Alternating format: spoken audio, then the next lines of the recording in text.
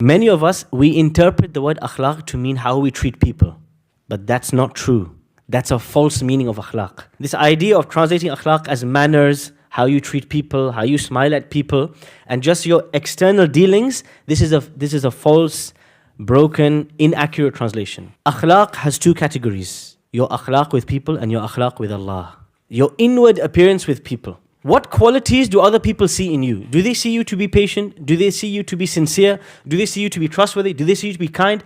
Everything that's not to do with your physical appearance, the appearance of your soul to people, and then the appearance of your soul to Allah subhanahu wa ta'ala.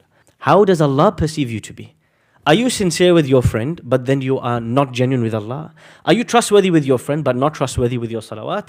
Are you, etc., etc.? So there's two, you can say there's two lenses or two CCTV cameras that's going to be put on your akhlaq. One is with people and one is with Allah subhanahu wa ta'ala. Imam al-Shafi'i famously said, فَصِيحًا إِذَا مَا كَانَ فِي ذِكْرِ رَبِّهِ وَفِي مَا سِوَاهُ فِي الْوَرَى كَانَ أَعْجَمًا. When I am interacting with my Lord, I am the most eloquent man. So much so that when I talk to other people, it's like I don't even know any Arabic. The way I deal with Allah is at a much higher level of akhlaq than the way I deal with other people. For most of us, it's the opposite. Before we go to meet somebody, the level of beautification and the level of oud and itr and checking and making sure there's no blemishes and foundation, make sure there's not a single crack on the face, nothing, everything's be perfect, spick and span, smooth, the oiling of the hair and all of this cosmetic treatment just to see somebody. If somebody exits the house without doing all the cosmetic stuff, la ilaha illallah, what a tragedy, what a disaster, right? But then how do we present ourselves to Allah? We have no care of how that's looking. When you think about akhlaq, it's very important to think not just about your akhlaq towards people, but your akhlaq towards Allah. And so really the first practical step is a self-evaluation, al-muhasabah. This is the first practical step. Write it down if you're writing it down. The Prophet ﷺ said, حَاسِبُوا أَنفُسَكُمْ قَبْلَ أَن تُحَاسَبُوا.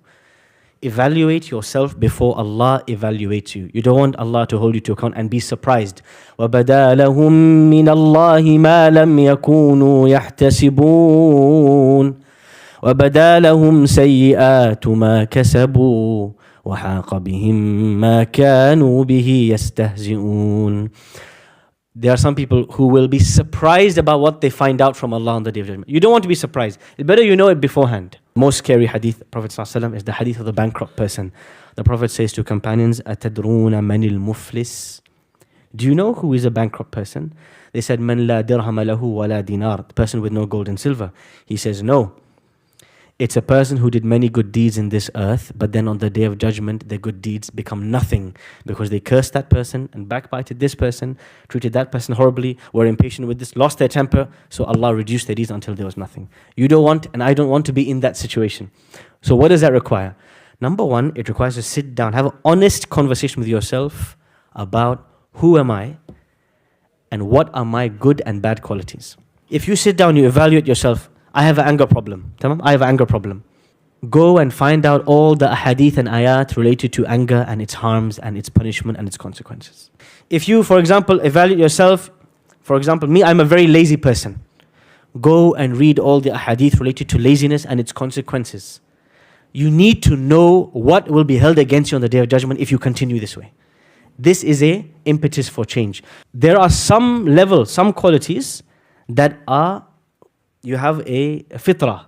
It's in your innate disposition to be more in this way. And then you build on these qualities based on environment, based on your teachers, based on your parents, based on your mentors, based on your experience in life. You either become more this or you become less of this based on your environment. But there is a base, a default level of qualities that a person is born with in the world. Now, many people try to change themselves. I'm lacking patience, I want to become patient. I'm very good with people, I'm always smiley and charismatic, extroverted. Okay, I want to change this, I want to become more introverted. Ibn al-Qayyim gives a beautiful analogy. He says, I want you to imagine that all of you are stuck in a house and you know that a wave is going to come and it's going to destroy the house. There's going to be a flood coming. You're in a monsoon season in Bangladesh and you're stuck in a building. He said, you have three options now. The first option is to lock yourself in the house and to try to protect yourself. And what will happen is you will drown and everybody inside the building will drown. The second option that a group of people will do is they will try and see if they can manipulate the water in some way. Can they change the direction of the water in some way? What can they do with this torrent, this current, this stream of water? And he said there's a third group of people who will see the river is moving like this. Can we direct the water in another direction or another land so that it can have a beneficial effect? And he said these are the smartest people. Meaning, he says, changing your fundamental qualities is very difficult. If you're extroverted, if you're introverted, if you're great with people, if you're not so good with people, if you're patient, this is very difficult. One of the best things that a person can do is understand themselves, number one. What are your unique strengths Allah gave you with?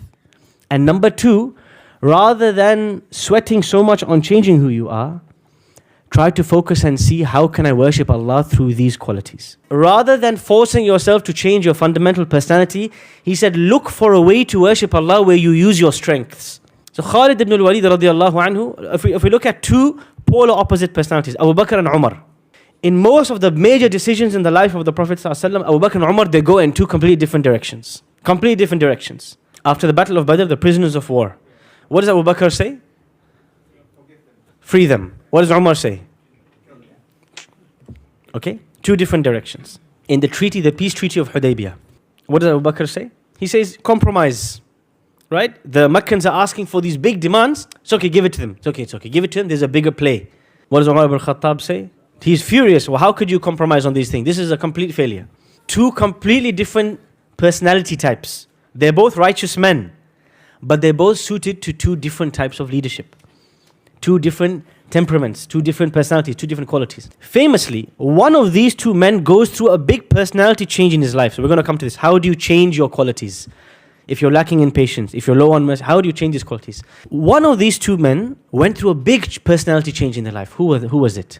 It was Umar. What happened to Umar? When he was a Khalifa, what happened to his personality by then? He became soft. He became gentle. He used to be a lot more hot-headed, a lot more ready to finish this person, get rid of this person, throw them out. He had that iqdam. He has, by nature, he's somebody who's driven, somebody who's ambitious, somebody who's desirous. And this was his life before Islam as well. It dictated his life. He was somebody who was a dominating personality. When he became the Khalifa, he changed. Now here's the question. How did he change? And therefore, how should we change? What are the factors that molded, shaped, and changed his personality? Very difficult to do so. What changed his personality? So the responsibility of the Khilafah, the heavy burden of the leadership of the believers, it softened Umar. Because he became fearful of Allah. If I was too harsh, what would happen to me? See, before he was in a leadership position, he was harsh. When he came in the leadership position, he said the famous statement, if a ram, a sheep in a mountain valley in Khurasan complains against me, I'm scared Allah will hold me to account. So responsibility changes people. Number one, what else? Life experiences.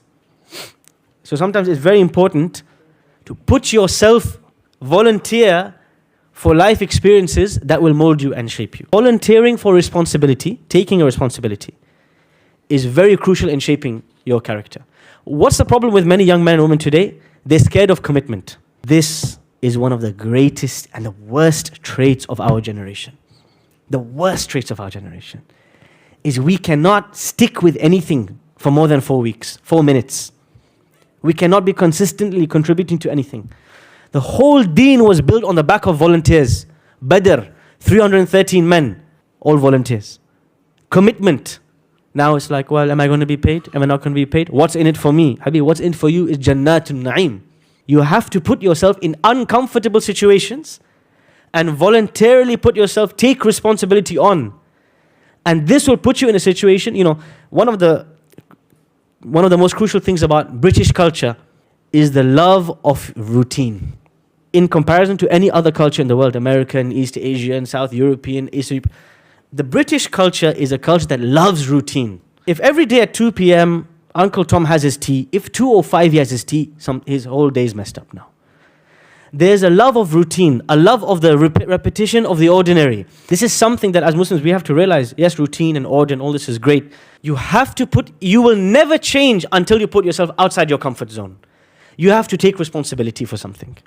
That will change you. It will not happen sat on the couch, having the same day. If every day of the week is the same as the previous day, you will never change.